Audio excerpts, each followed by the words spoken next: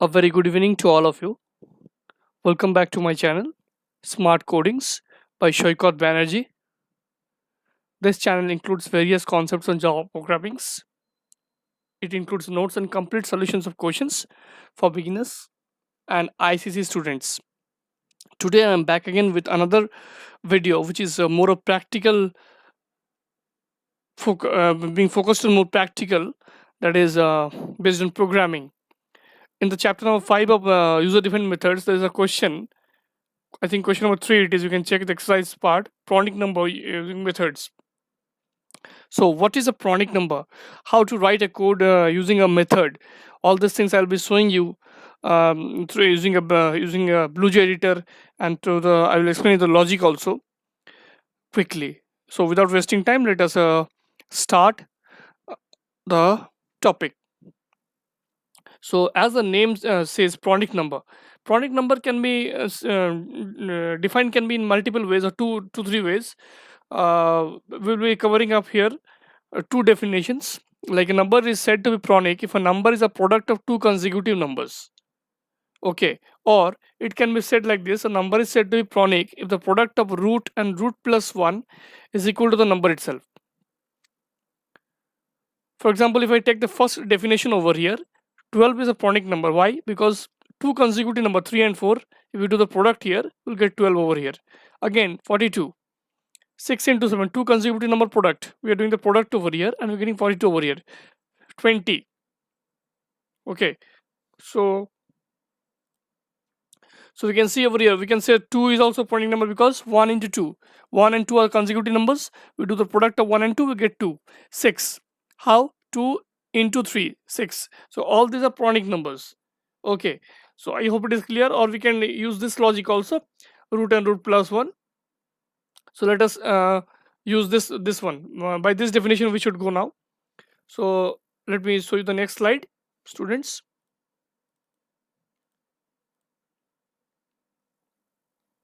Suppose we have to write a method of pronic, right? Now once you write a method from the main method, we'd call that a method. N number of times you can call that method. So first, as you know, when you declare a method, when you create a method, this is what is the method signature or method prototype. Public int pronic int n, suppose n is of integer type. Now why this flag variable, I'll tell a little later. Now we want a loop over here. Suppose 2 is a pronic number, so we need to check 2 is pronic or not.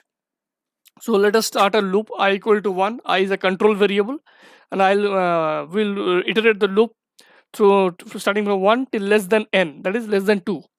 That is, it will go till 1 only. Then it is I plus plus.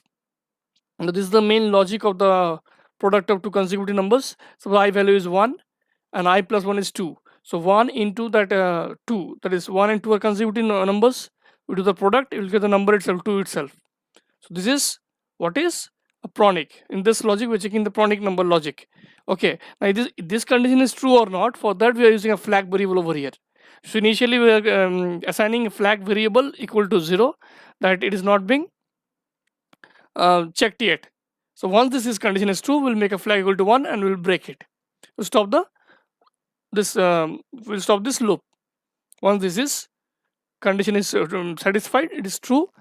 For a number, we'll make flag equal to 1. It's an indicating bit that this condition is true. Else we'll return then we'll return flag over here. Okay, once this is true condition, we'll make a flag equal to 1.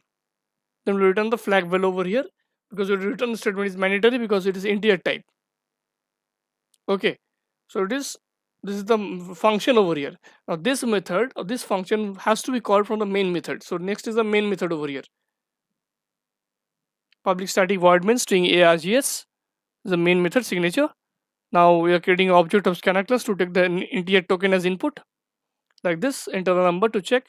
Then next int is the non-static method, which must be called using object in a scanner class to take integer token as input in a num variable. Then we're creating object of pronic methods. There's a class declared at the top, and creating obj as a method. Sorry, we're creating obj as an object. Using that object, we are calling the pronic method C. This is what is called method invoking, method calling or method invoking a method. Pronic is the method here. We are storing this result in res variable. After that, what we are doing here is we are checking it. If res equal to 1, that is the flag value 1, true. The number is 1 means true. The flag value is equal to 1 we have made now in the function, already in the function. That means it indicates that the condition is true. It is a Pronic number. If it is else part, it's not a Pronic number. So this is what is the concept of Pronic number using methods. So quickly let me stop this PPT and show you how to write this code using this BlueJ editor. Okay, let me switch on to this BlueJ. Question is already written here. So first we need to import a package. Import java dot util dot scanner. Okay, to use a scanner class, then we'll write here public class. Let me write Pronic methods. Pronic is what is a Pronic methods. After this, what you'll write, students? Public will write a method declaration, right? Public int. Suppose Pronic is the method name, and I'm passing here one parameter of integer type int n. This is what is method declaration. Let us comment it here. Method declaration. Method declaration. Next, inside this, what we need to do? We have to use a for loop, right? So we need a control variable int I starting from value 1. We have to go less than I less than n, or you can do I equal to I less than equal to n minus 1 also you can do, or you can do I less than n, then it is I plus plus. Okay, now inside this we will check if I product of that number and the consecutive number, I into product means into asterisk I plus 1, okay, is equal to the number itself, that is in n, that is in this n original number, that is in stored in n. If it is true, then what we'll do, we'll break it. So if it is true, we need to check no if this condition is true or not. For that we are using a flag variable over here. So it is indicating bit flag equal to flag equal to 0 initially when initializing, flag equal to 0. Then we're making a flag value over here, flag equal to 1. Okay, I hope this is clear. So what we're doing is importing a package, we are declaring a class, creating a method. Then this is what is the logic over here of Pronic. Now once this is done, we'll close this if and we'll close this for loop. Right. Let me give a if bracket over here. We'll create close the for loop. Just a minute. We'll create a close the for loop also. Then we'll return statement is mandatory. We'll return flag over here because it is returning the flag only if this condition is true. Because return statement is mandatory because it is an integer type. This method. Okay. So if this condition is true, I equal into I plus 1 equal to 1, then we'll make a flag equal to 1. It indicates that this condition is true, and we no need to check anymore. We'll break it. Then return flag. Return flag because this is integer over here. We're returning the integer type value over here. Return flag. That is a true. Now we'll close this method here. See, this is highlighting here. This is highlighting here. This is bracket. This bracket is for the for loop. This bracket is for if1. If block. Okay, now from the main method, public static void main string args from the main method. As you know, Java has a main method. Now from the main method, first we will create a scanner class object. We'll write a scanner class object, right? Scanner sc equal to new scanner system.in. As we are taking the input from keyboard, we are writing system.in over here. Okay, now what we'll do, we'll print a message to the user, simple system.out.println, enter a number to check. Println, enter a number to check. Enter a number to check, suppose. Okay, now close this. Once this is done, now what we'll do, we'll declare a variable called x.